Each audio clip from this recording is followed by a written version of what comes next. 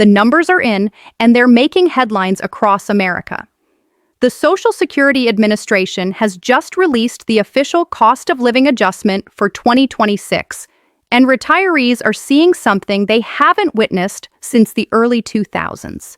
We're talking about a benefit increase that's set to put real money back into the pockets of over 70 million Americans who depend on these monthly checks to cover everything from prescriptions to groceries.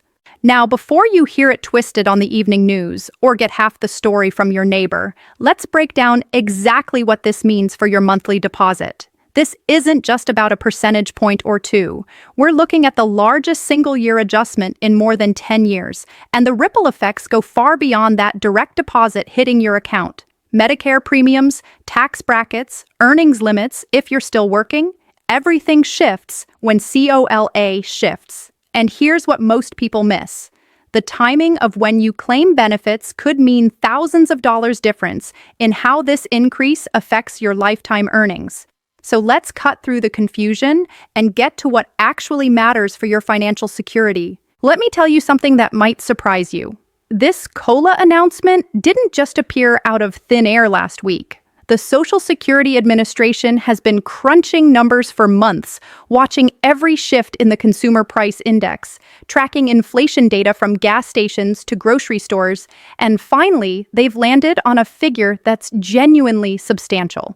We're looking at a 3.2% increase for 2026, and I know that might sound like just another percentage to some folks, but when you apply that to the average Social Security benefit of around $1,927 per month, we're talking about real money, approximately an extra $62 per month, which translates to roughly $744 more per year in your pocket. Now, some of you might be thinking that's not enough to revolutionize your retirement, and you'd be right to maintain realistic expectations. But here's the thing.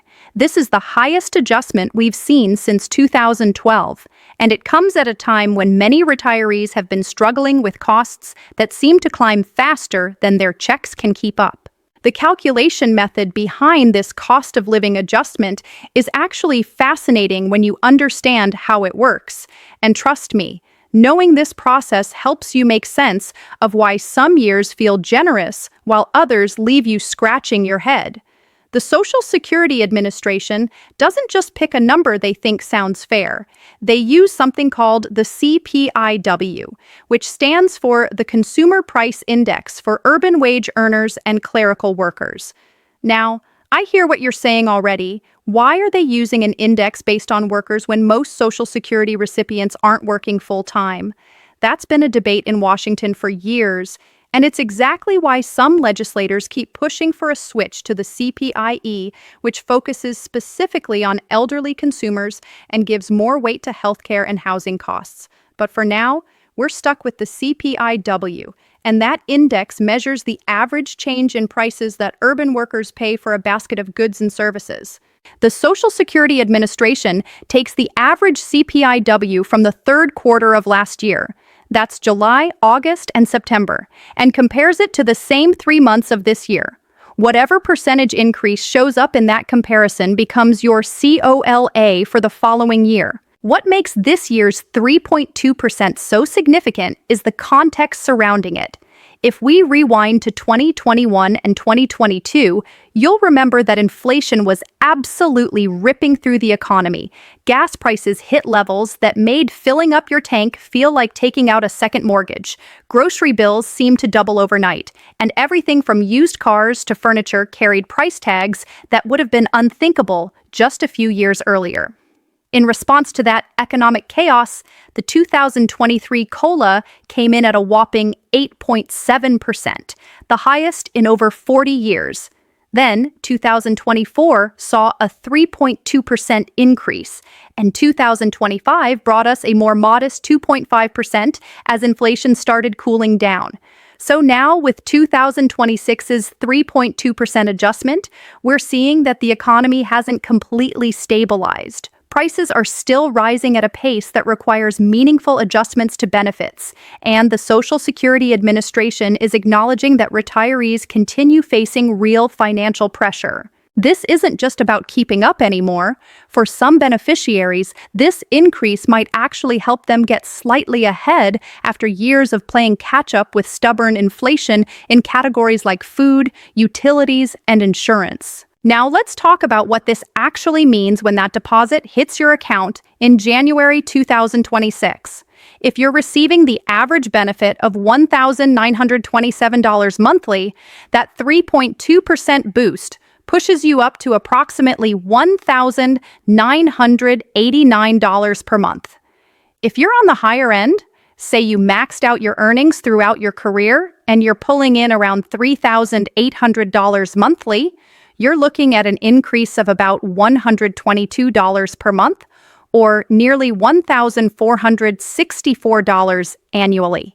On the flip side, if you're receiving a lower benefit of maybe $1,500 monthly, your increase would be around $48 per month, adding up to $576 over the course of the year. The key thing to understand here is that COLA applies as a percentage, which means higher earners see bigger dollar increases even though everyone gets the same percentage bump. Some folks feel that's unfair, arguing that lower-income retirees face the same inflation pressures and deserve equal dollar increases, but the system is designed to maintain the proportional relationship between what you paid in during your working years and what you receive in retirement. Here's where things get a bit more complicated, and this is information that a lot of people miss until they see their first check of the new year and wonder why the increase isn't as big as they expected. Medicare Part B premiums almost always increase alongside COLA adjustments, and these premiums are automatically deducted from your Social Security check if you're enrolled in Medicare. For 2025, the standard Part B premium sits at $174.70 per month, and while the 2026 premium hasn't been officially announced yet, historical patterns suggest we could see it climb to somewhere around $180 to $185 monthly.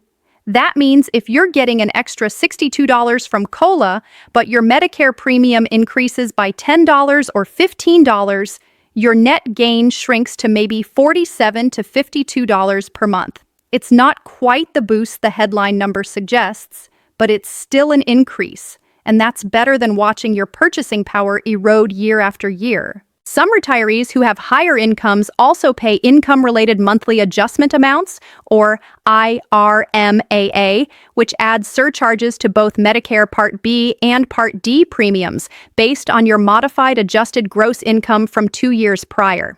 If you fall into that category, your premium increases could eat up even more of your COLA, and it's worth sitting down with a financial advisor to understand exactly how much of this raise you'll actually keep. Another crucial element that changes with COLA adjustments involves the earnings test limit for those of you who haven't yet reached full retirement age but are collecting benefits while still working. Social Security has specific rules about how much you can earn before they start withholding benefits, and these thresholds adjust annually based on wage growth indices. For 2025, if you're under full retirement age for the entire year, you can earn up to $22,320 before Social Security withholds $1 in benefits for every $2 you earn above that limit. In the year you reach full retirement age, that limit jumps to $59,520, and they only withhold $1 for every $3 you earn above the threshold. And this only applies to months before you actually hit full retirement age. Once you reach full retirement age, the earnings test disappears completely, and you can make as much as you want without any benefit reduction. Now, with the 2026 COLA increase and the corresponding adjustment to these earnings limits, we'll likely see that lower threshold climb to somewhere around $23,000 and the higher threshold move up to approximately $61,000 or so. These aren't just arbitrary numbers. They matter tremendously if you're trying to decide whether to keep working part-time, whether to delay claiming benefits, or whether taking that extra shift at your part-time job will end up costing you more in withheld benefits than you'll make in wages. Speaking of timing, let's address something that catches a lot of people off guard. When you claim your benefits in relation to COLA, announcements can have lasting effects on your lifetime benefit amounts. If you're turning 62 in late 2025 and you're debating whether to start collecting benefits immediately or wait until 2026, that COLA increase should factor into your decision. Here's why. If you claim in December 2025, you'll receive December's benefit, but then in January 2026, your benefit will increase by that 3.2% COLA adjustment. However, remember that claiming at 62 means you're accepting a permanently reduced benefit compared to waiting until your full retirement age, which for most people, reading this is somewhere between 66 and 67. That reduction stays with you for life, and while COLA increases will apply to whatever benefit amount you're receiving, you're applying percentage increases to a smaller base number. Let's say your full retirement age benefit would be $2,000, but claiming at 62 reduces it to $1,400. That 3.2% COLA gives you an extra $44.80 monthly. But if you had waited until full retirement age, that same 3.2% COLA on the $2,000 benefit gives you $64 monthly, nearly $20 more every single month, and that gap compounds with every future COLA adjustment for the rest of your life. The tax implications of this COLA increase represent another layer that deserves your attention, especially if you're sitting near the threshold where Social Security benefits become taxable.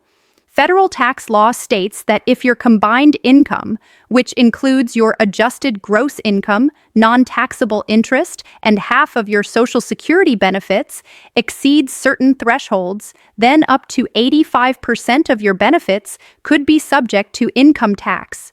For single filers, if your combined income is between $25,000 and $34,000, up to 50% of benefits may be taxable, and above $34,000, up to 85% may be taxable. For married couples filing jointly, those thresholds are $32,000 and $44,000 respectively. Here's the kicker. These thresholds haven't been adjusted for inflation since they were established back in 1984, which means that as your benefits increase with COLA adjustments and your other income sources potentially grow, you could gradually find yourself pushed into taxation territory even though your actual purchasing power hasn't increased all that much. This is called bracket creep, and it's a silent wealth drain that affects millions of retirees without them fully realizing what's happening. If you're close to these thresholds, that extra $62 per month from the COLA increase could potentially push you over the line, making a portion of your benefits taxable when they weren't before, and suddenly your effective increase is even smaller than you thought. Let's also consider how this COLA affects those of you receiving Supplemental Security Income, or SSI, because while Social Security retirement benefits and SSI are different programs with different eligibility requirements, they both receive COLA adjustments in tandem. SSI provides payments to disabled adults and children who have limited income and resources, as well as people aged 65 or older who meet the financial limits even if they never worked under Social Security. The maximum federal SSI payment for an individual in 2025 is $967 per month, and with the 3.2% increase, that would rise to approximately $998 monthly in 2026. For couples, the current maximum of $1,450 would increase to roughly $1,496. These might seem like small amounts compared to retirement benefits, but for people surviving on SSI, every dollar matters immensely, and this increase could mean the difference between being able to afford medications or going without, between keeping the heat on through winter or bundling up in extra blankets because the utility bill is just too high. One aspect of COLA increases that doesn't get nearly enough discussion is how they interact with state taxation of Social Security benefits. because while everyone focuses on federal taxes, your state of residence makes an enormous difference in how much of your benefit you actually keep. Currently, 38 states plus the District of Columbia don't tax Social Security benefits at all. The remaining 12 states do tax benefits to varying degrees, though many offer exemptions based on income or age. Colorado, Connecticut, Kansas, Minnesota, Missouri, Montana, Nebraska, New Mexico, Rhode Island, Utah, Vermont, and West Virginia all have some form of Social Security taxation, but the rules vary wildly. Some states tax benefits the same way the federal government does, while others have their own formulas. A few states are actively phasing out Social Security taxes. Missouri, for example, is eliminating its tax on benefits for many retirees, and West Virginia has been gradually increasing its exemption amounts. If you live in one of the states that taxes benefits, this COLA increase could push you into a higher state tax bracket or reduce your eligibility for state-level exemptions, meaning you need to plan accordingly and possibly adjust your state withholding to avoid a surprise tax bill next April. The broader economic picture surrounding this COLA announcement tells us something important about where we stand as a country. That 3.2% figure reflects an economy that's still running warmer than the Federal Reserve would like, with persistent inflation in key categories despite multiple interest rate hikes over the past couple of years. Housing costs remain elevated in most markets. Insurance premiums across the board, whether we're talking auto, home, or health, have climbed significantly. And food prices, while not rising as dramatically as they were in 2022, certainly haven't fallen back to pre-pandemic levels. For retirees on fixed incomes, this creates a challenging environment where even generous COLA increases feel insufficient because the categories that matter most in retirement, healthcare, housing, and food, often inflate faster than the overall CPIW measures. This is precisely why advocacy groups like AARP and the Senior Citizens League continue pushing for the adoption of the CPIE, arguing that a measurement tool specifically designed around senior spending patterns would result in more accurate and typically higher COLA adjustments that better reflect the actual inflation retirees experience. Finally, let's talk about what you should be doing right now to maximize the benefit of this COLA increase and protect your financial security moving forward. First, if you haven't already, log into your My Social Security account on the SSA website and verify that your earnings record is accurate. Mistakes happen, and if your earnings aren't properly recorded, your benefit calculation could be wrong, which means every COLA adjustment is being applied to an incorrect base amount. Second, review your Medicare coverage during the open enrollment period, which runs from October 15th to December 7th each year. With premiums changing and your benefit increasing, this is the perfect time to shop around for Part D prescription drug plans and Medicare Advantage plans that might offer better coverage or lower costs for 2026. Third, if you're still working and approaching the earnings limit thresholds, calculate carefully whether additional work hours will actually benefit you or whether you'd be better off capping your earnings just below the limit to avoid benefit withholding. Fourth, consider working with a tax professional to run projections on how this benefit increase affects your overall tax situation, including estimated taxes you might need to pay to avoid penalties and whether adjustments to your withholding make sense. And finally, treat this COLA increase as an opportunity to slightly improve your financial cushion. Even an extra $50 per month, if you can avoid lifestyle inflation and bank it instead, adds up to $600 annually that could serve as emergency savings, help pay down debt, or simply provide peace of mind knowing you have a little extra buffer against unexpected expenses.